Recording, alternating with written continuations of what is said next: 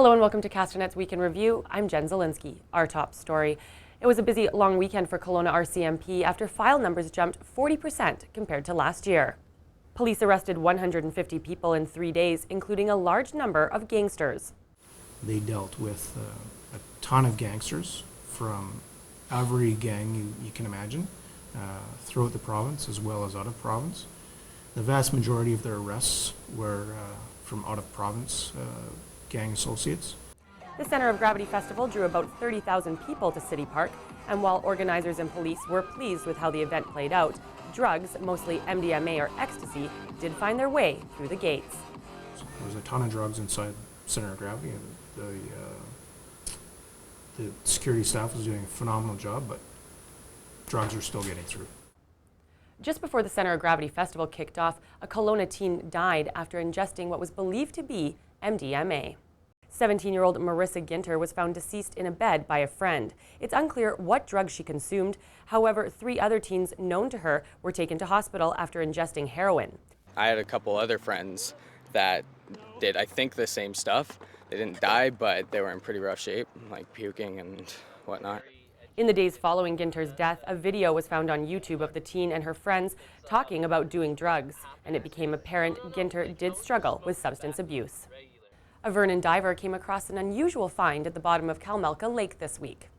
Military personnel had to be called in after Justin Hildebrand discovered an unexploded ordnance in Cousins Bay. Swam down to the bottom, and I was on the bottom for a couple seconds, swam about 10 feet, and I saw something strange sticking out of the sand, and I was almost going to touch it, and I realized that it was a mortar sticking out of the sand.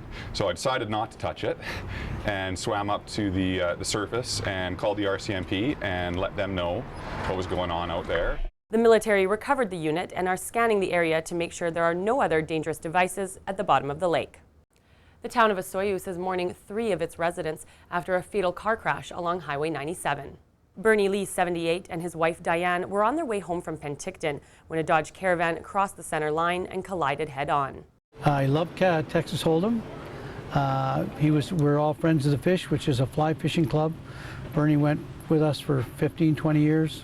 Oh, and he loved cooking. Di was a great chef. Diane was Bernie's perfect mate. She works for our local museum. She's one of the curators there, and she works for elections. She helped at the curling club. I did a lot of the catering at the curling club, and both Bernie and her would jump right in and help. You know, they were that kind of people.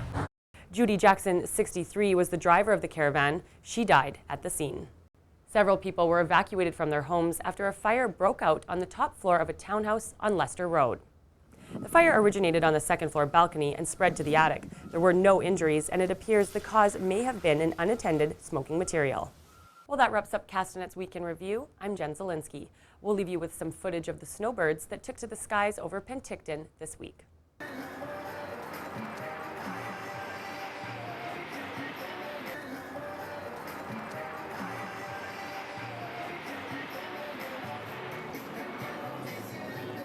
Remember to send your news tips to news@castanet.net and follow us on Twitter @CastanetNews.